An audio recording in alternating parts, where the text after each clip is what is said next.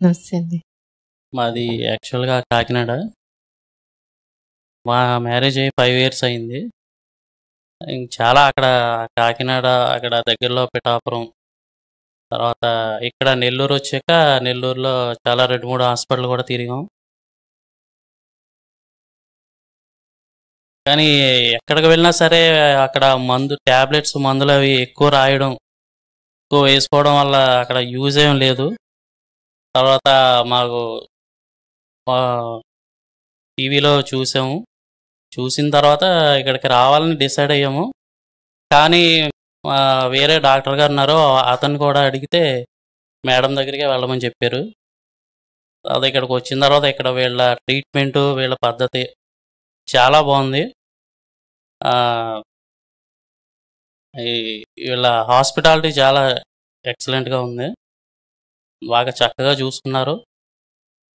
ఇక్కడ ట్రీట్మెంట్ తీసుకున్న 6 monthsలోనే కన్సీవ్ అయింది. మేము చాలా హ్యాపీగా ఫీల్ అయ్యాము.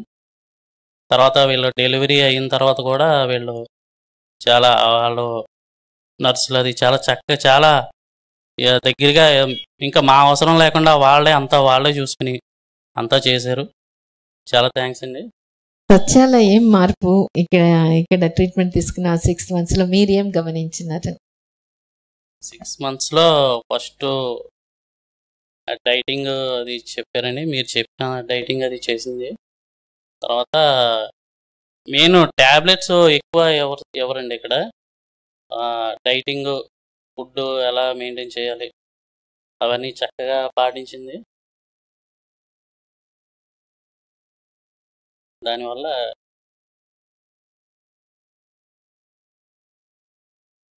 పీరియడ్స్ టైంలో అవి కూడా చాలా పెయిన్ వచ్చేసి నేను చాలా ఇబ్బంది పడేదాన్ని. మేడం దగ్గరికి వచ్చిన 2 monthsలో కరెక్ట్గా పీరియడ్ వచ్చేసేది. ఒక 3 months తర్వాత ఫాలికల్ స్టడీ చేశారు. మనసటి నెక్స్ట్ మంత్ నేను కన్సీవ్ అయ్యాను.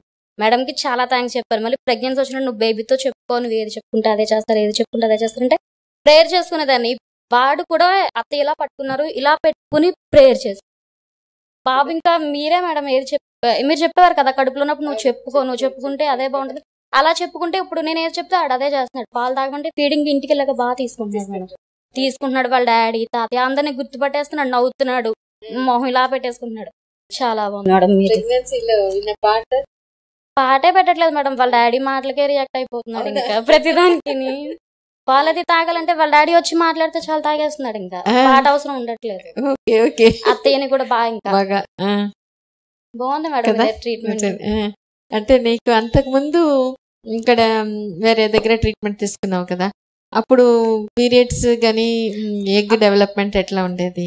అప్పుడు మేడం వెయిట్ ఎక్కువ పెరిగిపోయాను. మీ దగ్గరకు వచ్చేటప్పటికి నేను 93, 94 ఉండేదాన్ని. ప్రెగ్నెన్సీ కన్ఫర్మ్ అయ్యేటికి 64కి వచ్చేసాను. మీరు మెడిసిన్ ఇవ్వలేదు, ఏమి ఇవ్వలేదు. నేను జస్ట్ మీరు చెప్పిన డైట్ అంతా ఫాలో అయ్యాను కరెక్ట్ గా. వెయిట్ అలా తగ్గుతూ మీరు అదే చెప్పేవారు, నువ్వేం చేయొద్దు, వెయిట్ మంత్లీ ఒక 1/2 kg తగ్గించాలి, 1/2 kg అలా తగ్గుతూ ఉంటే నీకు కన్సీవ్ అవుతాయనేవారు. అలాగే మొత్తం వెయిట్ తగ్గుతూ కన్సీవ్ అయ్యింది. మెడిసిన్ ఎక్కువ లేదు మేడం. మీరు చెప్పే మైండ్ డైవర్షన్, మీరు అదే చెప్పేవారు, మీ ఇంట్లో వాళ్ళ మాటలు పట్టించుకోకు, ఎవరేది చెప్పినా వినకు, నువ్వు నీ మైండ్ లో బాబుని తీసుకుంటావు అని అనుకోని అదే చెప్పారు. అదే అయింది. అది ఎట్లా వీలైంది? ఎందుకంటే అది చాలా కష్టం కదా. ఎందుకు కష్టం మేడం? మీరు మా మైండ్ అలా డైవర్షన్ చేశారు, మేము ఇంకా అలా ఆలోచించుకుంటే ఆ మైండ్ అలాగే ఉంది కదా. సో నీకు అంతకుముందు బిడ్డలు లేదే అని బాధ ఉండేది. ఎక్కడికైనా వెళ్ళలేకపోవడం మానేసేదాన్ని, వెళ్ళేదాన్ని కాదు. మా అత్తమ్మ వాళ్ళ ఇంట్లో ఎవరైనా రిలేషన్స్ ఉన్నా వెళ్ళేదాన్ని కాదు, ఫీల్ అయ్యేదాన్ని. మీ దగ్గరకు వచ్చిన తర్వాత ఆ ఫీలింగ్ ఏం లేదు. తీసుకుంటాను, అందరికన్నా మంచి బిడ్డని, తెలివైన బిడ్డని తీసుకుంటానని మీ దగ్గరకు వచ్చిన తర్వాత అదే తీసుకున్నాను. మార్నింగ్ కూడా తినక అదే చెప్తున్నాను, మేము లేట్ గా కన్నా లేటెస్ట్ గా మంచి బిడ్డని కన్నామని చెప్పి తింటాను. మా అన్నయ్య వాళ్ళతో అదే చెప్తున్నాను.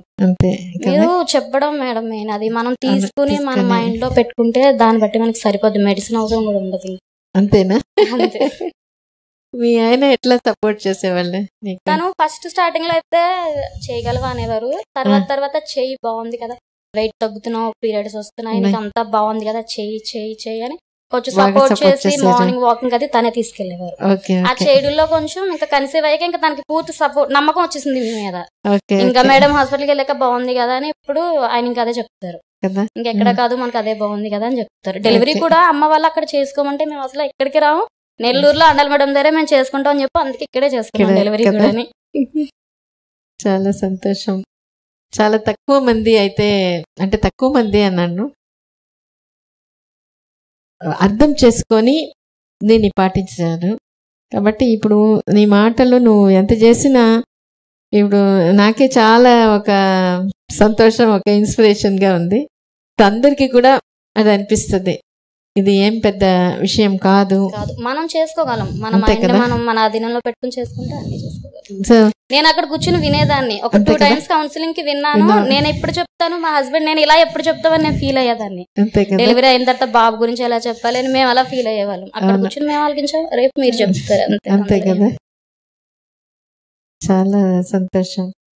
వీడియోస్ అది చూసేదాన్ని మేడం. ఫెర్టిలిటీ వీడియోస్ చూసేదాన్ని, ప్రెగ్నెన్సీ టైంలో ప్రెగ్నెన్సీ వీడియోస్ చూసేదాన్ని, నిద్రపోయేటప్పుడు అవి పెట్టేసుకుని పడుకునేదాన్ని. ఇంకా దానివల్ల ఉపయోగం ఉంది అనిపిస్తుంది. ఉంది మేడం. మనకి మైండ్ డైవర్షన్ అవ్వదు. ఎందుకంటే మనకి ఇంటికి వెళ్ళిన తర్వాత ఇక్కడ మీరు చెప్పినవి ఇక్కడ ఆలకించి బయటికి వెళ్ళి మర్చిపోతాం. ఇంటికి వెళ్ళిన తర్వాత కొంచెం ఆ వీడియోస్ చూసాం అనుకో, ఈ మైండ్ డైవర్షన్ అవ్వదు. లేదంటే ఎవరొకరు వచ్చి ఏమా పెళ్ళి అయినా ఇంకా పిల్లలు లేరా ఈ టైప్ లో అంటే ఈ మైండ్ మళ్ళీ అటు వెళ్ళిపోద్ది. మీరు చెప్పినవి వినిపించవు. ఇంకా ఆ కొంచెం వీడియోస్ చూస్తూ ఉంటే మనకి మైండ్ అలా ఉంటుంది అటు పక్క. ఓకే, దాంట్లోనే ఉండేదానికి హెల్ప్ అవుతుంది. ఇంకా ఇంట్లో కూర్చొని అవి చూస్తుంటే మనకి మైండ్ డైవర్షన్ అవ్వదు. ఇంకా అవి అలా సరిపోతాయి మనకి సపోర్ట్. నువ్వు రోజు ఎన్ని వీడియోస్ చూసేదాన్ని? ఫస్ట్ లో తక్కువ చూసేదాన్ని, ఇంకా ప్రెగ్నెన్సీ టైమ్ లో ఎక్కువ చూసేదాన్ని. డెలివరీకి యూజ్ అవ్వాలి కదా, నార్మల్ ట్రై చేద్దామని చాలా ట్రై చేసాను. నార్మల్ కి కూడా అవును, చాలా ట్రై చేసినావు. అంటే చాలా ట్రై చేసినావు, అయినా ఇది నార్మల్ కాలేదు అనే బాధ లేదు కదా. మన ఇష్టంగా మన బేబీకి ఇచ్చుకున్నాం. ఫీలింగ్ ఏం లేదు. ఎలా అయితే బయటకు వచ్చేసాడు అన్న ఒక ఫీలింగ్ ఉంది. నార్మల్ గురించి ఇంకేం లేదు. అయితే నార్మల్ అవుతుంది అనుకున్నాం, లేదంటే చేంజ్ చేసుకుందాం ఫస్ట్ ఫిక్స్ అయ్యాము. సో నీ ఎక్స్పీరియన్స్ లో ప్రెగ్నెన్సీ రావాలి అంటే ఇప్పుడు 5 ఏళ్ళు అయిపోయింది కాబట్టి సంవత్సరం వస్తే వస్తున్నట్టు, లేకపోతే రాదు, కష్టం, అటువంటిదంతా నిజమా? నిజం కాదు మేడం. ఎందుకంటే మనం మైండ్ ఆలోచించడం మన దాన్ని బట్టే ఉంటది తప్ప ఇంకా దేని బట్టి ఉండదు.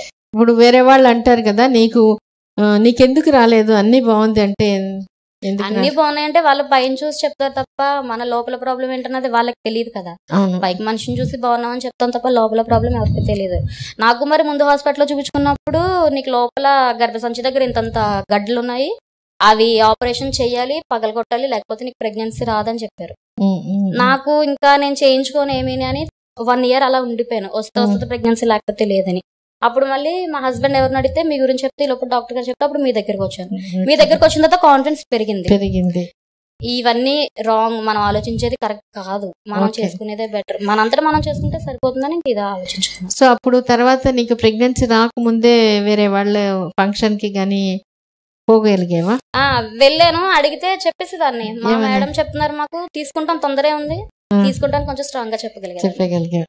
ఇప్పుడు బాబు పుట్టాడని అందరూ ఫోన్ చేసి ఎంత హ్యాపీగా మాట్లాడుతున్నారు. ఇంకా ఇప్పుడైతే అందరూ మా ఇంటికి వచ్చి చూస్తున్నారు బాబుని, అందరూ వచ్చి చూస్తున్నారు. ఇంకా వాడి గురించి వాడిని వదలట్లేదు. చాలా బాగున్నాడు మీ అబ్బాయి, లేట్ గా కన్నా క్యూట్ గా చాలా బాగుంటున్నాడు. మీరే చూసారు కదా మేడం, చాలా బాగున్నాడు అని ఇంకా అదే చెప్తున్నారు అందరూని. మొత్తం అని మీరు చెప్పిందే కదా మేడం, స్టార్టింగ్ వచ్చినప్పుడు ఉన్నదానికి ఇప్పుడు ఉన్నదానికి మీరు చెప్పిందే విని ఫాలో అవడాన్ని బట్టి అన్ని కూడా చేసుకోగలిగారు. సో మన మైండ్ మార్చుకుంటే ఖచ్చితంగా ఈ ట్రీట్మెంట్ ఈజీగా ఉంటుంది మేడం. అంతేనా? అంతే. మనం కష్టంగా తీసుకోకూడదు, ఏదైనా ఇష్టంగా తీసుకోవాలి. బాబు కోసం, బేబీ కోసం ఆలోచించుకోవాలి ఫస్ట్. అంతేనా? నువ్వు డైట్ చేసేటప్పుడు అంతా బేబీ కోసం అనుకున్నావు? అన్ని మొత్తం ఒక లిస్ట్ ప్రిపేర్ చేసుకుని తినేవన్నీ టిక్ పెట్టేసుకుని ఇంకా అలా చేసేదాన్ని. ఫుడ్ మానేసేదాన్ని. ఫస్ట్ ఫుడ్ మానేసి చపాతీ అది కొంచెం అవి తినడంలో వెయిట్ తగ్గేదాన్ని. ఎక్సర్సైజెస్ చేసేదాన్ని మేడం. ఎక్కువ బటర్ఫ్లై ఒకటి, వాకింగ్, బ్రీతింగ్ ఎక్సర్సైజ్ అవి చేసేదాన్ని.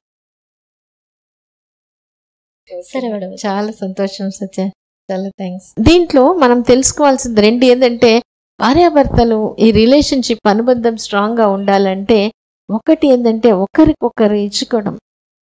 ఈయనకేమంటే కొన్ని ఈ పనులు చేసి పెట్టడం, ఈమెకేందంటే అప్రిషియేట్ చేయడం. రెండోది చిన్న విషయానైనా థ్యాంక్స్ చెప్పుకోవడం. Don't take it for granted. మా భార్య ఉంది కదా అది చేయకుండా ఇంకేం దేనికి ఆమె, అట్లా కాకుండా ఒక్కొక్కసారి ఒక మాటని, అబ్బా ఒకసారి వాళ్ళ ఒక భార్య చెప్పాను, నేను ఊరికి పోవాలంటే, అమ్మ నీకు పోవాలంటే నేనేం చేయాలి, నేను ఎడ్డ చేసుకోవాలి అంటే, నేను లేకపోతే మా ఆయనకి ఫ్రీగా ఉండదు, నేనే అన్నీ చేసి పెట్టాలి. అట్లనే భర్త భార్య కూడా ఇట్లా భర్త సపోర్ట్ చేసినప్పుడు అట్లా చేసినావు కాబట్టి నాకు ఎంతో సంతోషంగా ఉంది.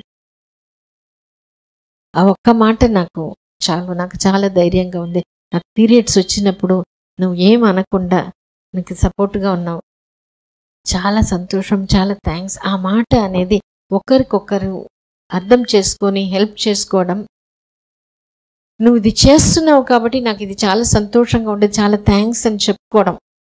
ఆ థ్యాంక్స్ అనకుండా పోయినా ఆ మాటలు అనేది ఉన్నప్పుడు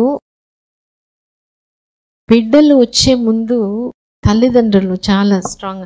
అప్పుడు ఆ తల్లి సంతోషంగా ఉన్నప్పుడు గట్టి సంకల్పం చేసుకోగలదు. బాగా గమనించండి, తల్లి సంకల్పం స్ట్రాంగ్గా ఉన్నప్పుడు నేను ఒక మంచి బిడ్డని ఇవ్వాలి, నాకు మా ఆయన సపోర్ట్ ఉన్నాడు అనే ధైర్యం, ఆ తండ్రి సహకారం, తల్లి సంకల్పం, ఇది రెండు బాగున్నప్పుడు వచ్చిన బిడ్డలు ఖచ్చితంగా మంచి బిడ్డలు.